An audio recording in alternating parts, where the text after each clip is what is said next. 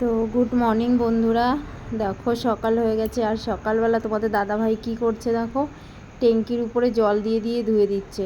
কারণ কি, এত ধুলো না রাস্তার পাশে, তো এত ধুলো হয় যে ধুলোর জন্য পুরো ট্যাঙ্কিটা সাদা হয়ে থাকে। আর মাঝে মাঝে ওটার উপরে একটু বসি, তো সেই কারণে সকালবেলা তোমাদের দাদাভাই এটা ধুয়ে দিল।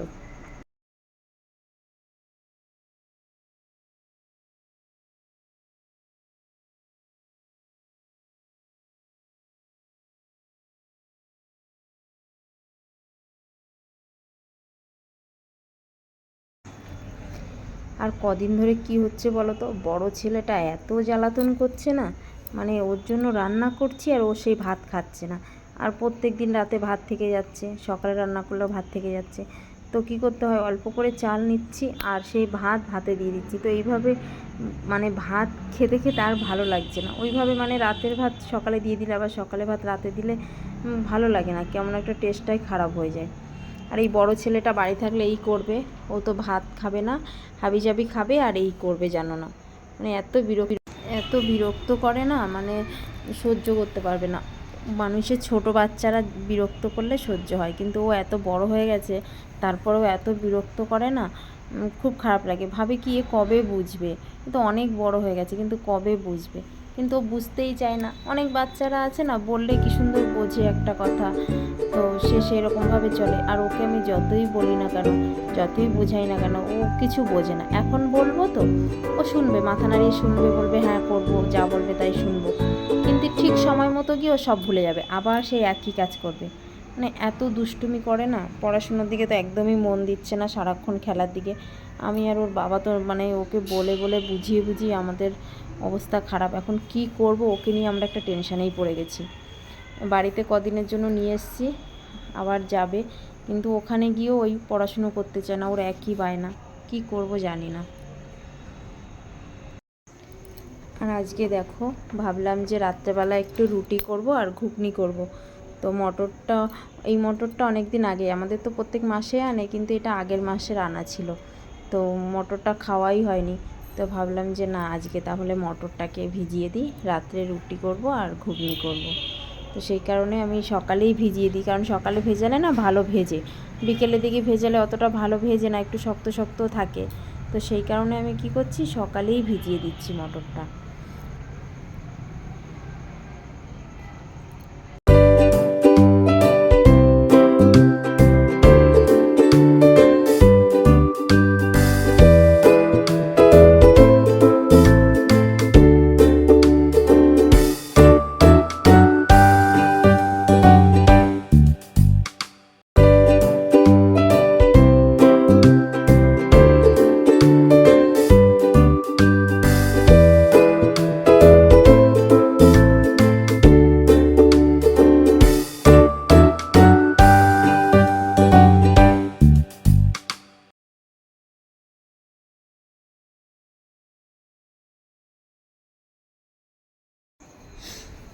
আর আজকে দেখো চিকুসোনা অনেক সকালে উঠে গেছে, তো আমি কাজ করছি, ও আমার পিছন পিছন ঘুরঘুর করছে।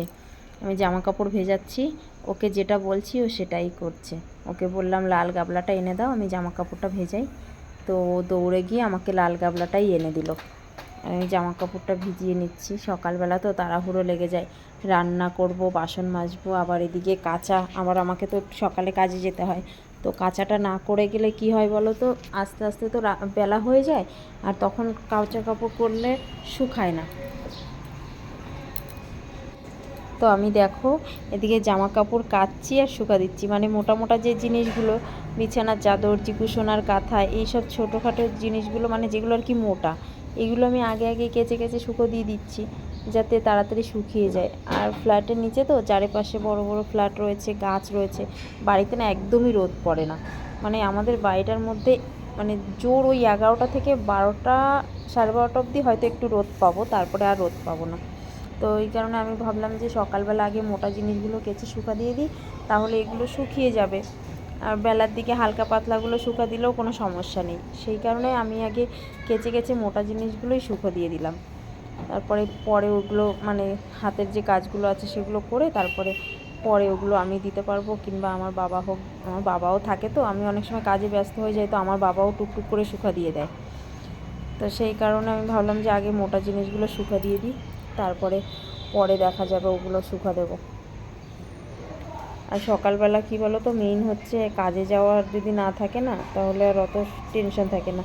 কাজে যেতে হবে, আমি যাব, আমাদের দাদা ভাইও কাজে যাবে, তো এই কারণে সকালবেলায় মানে একটু কাজের তাড়াহুড়ো থাকে আর কি। যতটা পারি তাড়াতাড়ি করে করার চেষ্টা করি, তারপরে না পারলে থাকে পরে করি, আর কি করব।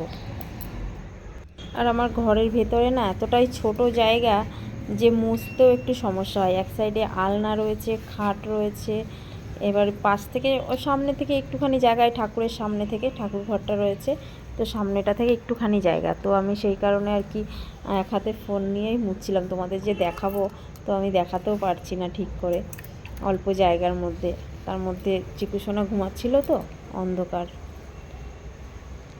শোনা, চোখ বন্ধ করো, চোখ বন্ধ করো, তাড়াতাড়ি চোখ বন্ধ করো, এই যে শিয়াল চলে আসছে, শিয়াল চলে আসছে।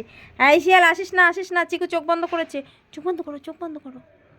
হ্যাঁ, চোখ বন্ধ করে থাকো, আসবে না, শিয়াল আসবে না, চোখ বন্ধ করে থাকো, তাকাবে না কিন্তু, তাহলে কিন্তু শিয়াল চলে আসবে। এই শিয়াল, আসিস না কিন্তু, চিকুসোনা ঘুমিয়ে পড়েছে, আসিস না শিয়াল, না আসিস না। তুমি আবার তাকিয়েছো? ওই যে তাহলে চলে আসছে শিয়ালটা, ওই যে খাটের তলায় এসছে। চোখ বন্ধ করো, চোখ বন্ধ করো, চোখ বন্ধ করো, বন্ধ করো, চোখ বন্ধ করো। এই ধর তো, চিকুকে ধর, ও ঘুমাচ্ছে না, চোখ বন্ধ করছে না, ধর। তো দেখো বন্ধুরা, আমি রাস্তায় বসে আছি, আর কি করব, সারা সকাল কাজ বাজ করে আর এখন বসে আছি রাস্তায়। তো ভাবলাম যে তোমাদের সঙ্গে একটু গল্প করি, তো সেই কারণে গল্প করতে বসে গেছি। আর কি গল্প করবো বলো তো, এখানে এত আওয়াজ, এত আওয়াজ, আমি যা কথা বলবো তোমরা শুনতেই পাবে না। বসেই আছি এখানে। আর একজন দেখো ভিডিও বানাচ্ছে রাস্তায়। কি বলো তো, সারাদিনই তো বাড়ির ভেতরে থাকি, তো গেটের মধ্যে সারাক্ষণ ওই চিকুসোনাকে নিয়ে ঘুরঘুর ঘুরঘুর করতে হয়, তো কী আর করবো, তাই ভাবলাম যে একটু রাস্তায় গিয়ে বসি। আর প্রত্যেকদিন বিকেলেই আমি এখানে বসি, এই রিক্সার উপরে, আমার বাবার রিক্সাটার উপরে দেখো আমি বসে আছি। তো এখানে বসলে বেশ লোকজন আসা যাওয়া করে, তো ভালোই লাগে, এই কারণে এখানেই বসে থাকি। তো আজকেও বসে আছি একা একা, তো ভাবলাম কী করব, তো তোমাদের সঙ্গে একটু গল্প করি।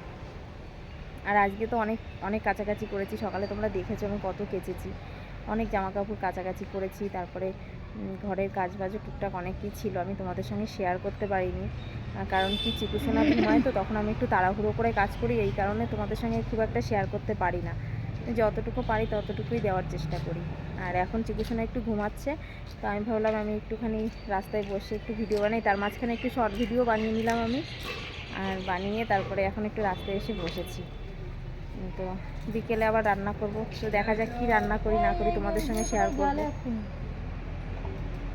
দেখো রাস্তায় সব লোকজন, আমি দেখাচ্ছি তোমাদেরকে রাস্তাটা, এই দেখো এই রাস্তাটা পুরোটাই ফাঁকা বলতে গেলে, ওই দুই একজন আসে যায়, এই তাই বসে বসে দেখি আর কি করব।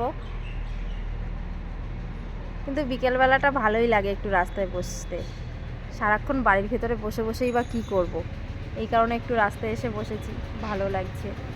তোমাদেরকেও দেখাই একটু যে আমি কোথায় বসে আছি, কি করছি।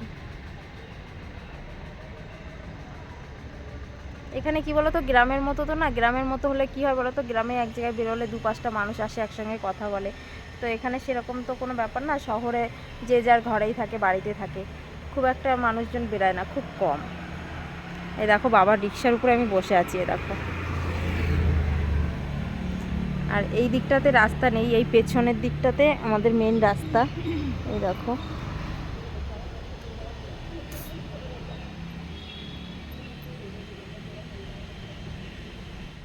আমরা কেমন আদব দেশে বাস করি না, মানে আজব লোক, আজব দুনিয়া, মানে কেমন ভাবতেই কেমন লাগে।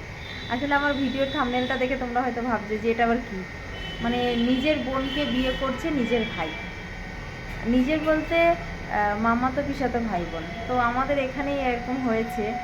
তো আমি তো শুনেই অবাক, মানে নিজের বোনকে সে বিয়ে করে কিভাবে সংসার করতে পারে, এটা আমাদের হিন্দু ধর্মে কেমন হয়।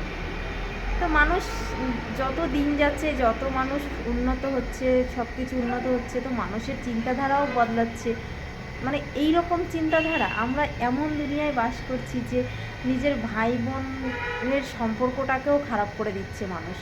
তো এইসব মানুষদেরকে কি বলবে? মানে আমি তো আজ শুনে অবাক হয়ে গেলাম যে আমাদেরই জানাশোনার মধ্যে, আমাদেরই পাড়ায়, যে তার মানে মামার ছেলে বিয়ে করেছে পিসির মেয়েকে। তো এটা মানে শুনে আমি বলছি বাবা, এরা ছোট থেকে যারা বড় হয়েছে একসঙ্গে, একসঙ্গে পড়াশুনো করেছে, তাদের মধ্যে এরকম একটা সম্পর্ক, তারা সংসার করছে, বিয়ে করে সংসার করছে, মানে কেমন লাগছে? যে নিজের ভাই বোন ছোটোবেলার থেকে একসঙ্গে বড় হয়েছে, একসঙ্গে থেকেছে, একসঙ্গে খাওয়া দাওয়া পড়াশোনা সব কিছু, তো তার সঙ্গে বিয়ে করে সংসার করা, এটা একটা কেমন একটা মনে হয়। তো এরকম মানুষ, এরকম মানসিকতা নিয়ে বাস করা মানে খুবই খারাপ লাগে। যেটা আমরা ভাবি যে যে সম্পর্ক থাকা দরকার সেই সম্পর্কে সেরকম মর্যাদা দেওয়াটাই উচিত।